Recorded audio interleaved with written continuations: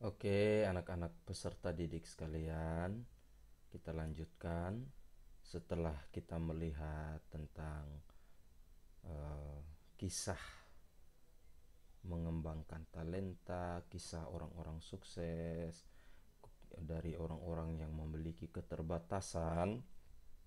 Sekarang mari kita lihat apa kata Tuhan yang tertuang dalam Alkitab.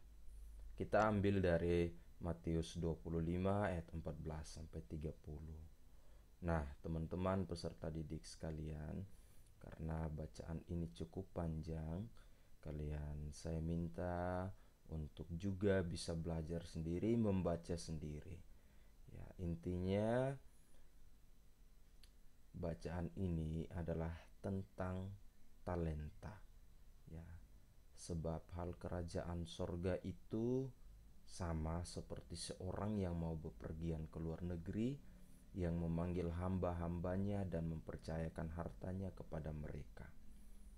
Yang seorang diberikannya 5 talenta, yang seorang lagi 2, yang seorang lagi 1, masing-masing menurut kesanggupannya, lalu ia berangkat. Segera pergilah hamba yang menerima 5 talenta itu, ia menjalankan uang itu, lalu beroleh laba 5 talenta. Hamba yang menerima 2 talenta itu pun berbuat demikian, dan berlaba 2 talenta. Tetapi hamba yang menerima 1 talenta itu pergi dan menggali lubang di dalam tanah, lalu menyembunyikan uang tuannya. Sampai di sini Pak Guru baca. Silahkan kalian baca selanjutnya supaya kalian dibantu untuk mengerti tentang talenta. Dan ini kelanjutannya ya. Di dalam kitab suci juga ada. Tentu di dalam buku yang kalian pegang, buku paket itu ada. Pak Guru akan langsung ke bagian kesimpulan dari. Nah, untuk membantu kalian mengerti tentang kitab ini, tentang maksud dari sabda Tuhan ini, ya, akan ada kesimpulan yang akan kalian pelajari. Pertama, Yesus memberikan gambaran seorang tuan yang memberikan talenta kepada hamba-hambanya. Ia menindak tegas pada seorang hamba yang tidak mengembangkan talenta dan hanya memendamnya dalam tanah. Setiap orang diberikan talenta oleh Tuhan, maka mereka harus mengembangkan dan menggunakan talenta itu sebagaimana mestinya. Mengembangkan talenta sebagaimana mestinya adalah panggilan dan tuntutan orang beriman Kristiani. Kita pun harus mengembangkan bakat yang kita miliki, karena Tuhan telah memberikan talenta kepada setiap manusia, kepada manusia sebagai ciptaannya, sesuai dengan kemampuan yang dimiliki oleh masing-masing orang. Nah, kita harus seperti hamba yang pertama dan hamba yang kedua, yang mengembangkan talenta yang mereka miliki itu dengan baik. Kita tidak boleh mencontoh hamba yang ketiga karena hanya menguburkan talentanya dan tidak pernah berusaha untuk mengembangkannya. Allah akan sedih dan kecewa karena kita hanya memendamkan bakat yang kita miliki. Terlebih kalau kita merasa iri hati terhadap kemampuan yang dimiliki orang lain tanpa mengembangkan kemampuan yang kita miliki. Allah memberikan masing-masing talenta kepada setiap umatnya, dan talenta itu harus kita syukuri, dan tidak hanya disyukuri tetapi juga dikembangkan. Semoga ini juga membantumu untuk mengembangkan talenta yang kalian miliki. Nah, teman-teman sekalian, ada lagi cerita menarik dari kisah tentang pensil. Ya, tentu kalian semua tahu pensil itu apa. Pensil kita gunakan terutama saat kita masih SD, masih belajar menulis, supaya kita tidak banyak, supaya kalau kita salah bisa mudah untuk membersihkan lalu kemudian menulis lagi. Nah, pensil hal kecil yang sering kita gunakan tetapi kurang kita sadari. Nah, teman-teman sekalian, mari kita belajar. Pada awal mula, Pencipta pensil berbicara kepada pensil dengan mengatakan, "Ada 5 hal yang harus kamu ketahui sebelum aku mengirimmu ke dunia. Ingatlah selalu dan kamu akan menjadi pensil terbaik sesuai dengan potensimu. Pertama, kamu akan melakukan banyak hal besar dan hanya jika kamu membolehkan dirimu dipegang oleh tangan seseorang. Kedua, kamu akan mengalami peruncingan yang menyakitkan dari waktu ke waktu, tetapi hal ini disyaratkan jika Anda menjadi sebuah pensil yang lebih baik. Ketiga, kamu memiliki kemampuan untuk mengoreksi kesalahan apapun yang kamu perbuat. Keempat, bagian terpenting akan selalu berupa apa yang berada di dalam. Kelima, betapapun kondisinya kamu harus terus menulis. Kamu harus selalu meninggalkan suatu tanda yang jelas, terbaca betapapun sulitnya situasi. Sang pensil mengerti, berjanji untuk mengingat, dan pergi ke dalam kotak. Ia benar-benar memahami maksud penciptanya. Nah, peserta didik, teman-teman sekalian, sekarang mari kita belajar dari pensil. Tempatkan dirimu pada posisi pensil. Ingatlah selalu dan jangan pernah lupa, kamu akan menjadi orang yang terbaik sesuai dengan potensi, bakat, dan talenta yang kamu miliki. Pertama, kamu akan mampu melakukan banyak hal besar hanya jika kamu membolehkan dirimu dipegang oleh tangan Tuhan.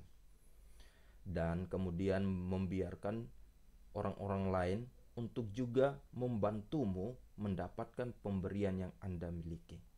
Kedua, kamu akan mengalami peruncingan yang menyakitkan dari waktu ke waktu dengan menghadapi berbagai banyak masalah. Tetapi Anda memerlukan hal itu untuk menjadi seorang yang kuat. Ingat ya, kamu akan mengalami peruncingan yang menyakitkan. Ya, saat ini pun belajar adalah proses yang menyakitkan untukmu. Tetapi ingatlah, jangan pernah berhenti untuk belajar. Betapapun berat masalah yang kamu hadapi, belajarlah selalu. Ketiga, kamu akan mengalami koreksi.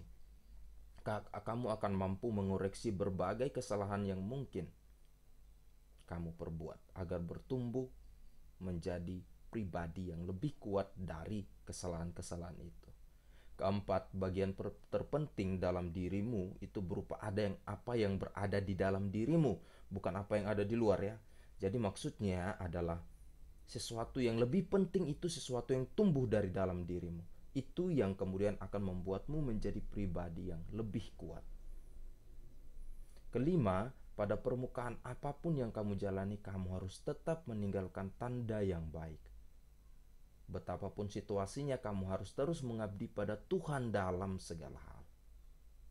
Tiap orang adalah ibarat sebuah pensil. Ia diciptakan oleh penciptanya untuk suatu maksud yang selalu unik dan spesial. Mother Teresa pernah mengatakan dalam suatu wawancara dengan Edward Desmond, dia katakan, "Saya hanyalah pensil kecil di tangan Tuhan. Dia yang berpikir, dia yang menulis. Pensil itu tidak bisa apa-apa, ia hanya digunakan. Saya merasa Tuhan ingin memperlihatkan kebesaran dengan menggunakan ketiadaan." Artinya apa? Kita pun hanyalah pensil kecil di tangan Tuhan. Kita tidak bisa berbuat apa-apa tanpa karunia, tanpa kasih Tuhan.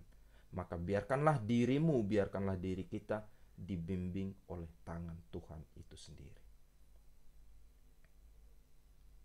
Ingat bahwa kalian atau kita semua diciptakan untuk sesuatu atau untuk hal-hal yang besar. Sadarilah itu dan kembangkan diri menjadi pribadi yang baik, pribadi yang mampu untuk mengembangkan talenta dan karunia yang telah diberikan oleh Allah. Kesimpulan yang terakhir, Setiap orang selalu diberkati dengan berbagai kemampuan dan keterbatasan. Kemampuan sebagai anugerah Tuhan diharapkan tidak menjadikan seseorang itu sombong. Kemampuan itu harus ditingkatkan, dilatih terus-menerus agar semakin berkembang dan kemudian dapat diandalkan dalam hidup. Sebaliknya, keterbatasan jangan sampai membuat seseorang itu minder, menganggap hidupnya sebagai nasib buruk dari Tuhan, atau merasa hidupnya tidak berguna. Kelemahan dan keterbatasan harus disadari dan diatasi agar tidak menjadi hambatan untuk mengembangkan diri. Ingat ya, banyak orang sukses belajar dari keterbatasannya, ya, melewati berbagai proses yang menyakitkan, seperti dalam kisah Lena Maria ataupun kisah Mauri yang sudah kalian pelajari tentang aku pribadi yang unik. Belajarlah dari kisah-kisah mereka untuk bertumbuh menjadi pribadi-pribadi yang selalu bersyukur dengan apa yang dimiliki dan tidak lupa untuk mengembangkan karunia yang telah diberikan oleh Allah. Ingat, kita selalu diciptakan sebagai pribadi yang unik dan istimewa. Bersyukurlah untuk hal itu dan hargailah itu, kembangkan talenta yang kalian miliki. Semoga ini membantumu. Dan supaya kalian lebih terbantu untuk memahami itu, memahami pelajaran ini dengan baik, tugasmu adalah membuat doa syukur secara tertulis sebagai ungkapan rasa syukur atas kemampuan dan keterbatasan yang dianugerahkan Allah. Buatlah sebuah doa syukur dan kemudian nanti dikumpulkan di GCR. Oke teman-teman sekalian, peserta didik sekalian, terima kasih untuk perhatianmu dan kita jumpa lagi dalam pelajaran berikut.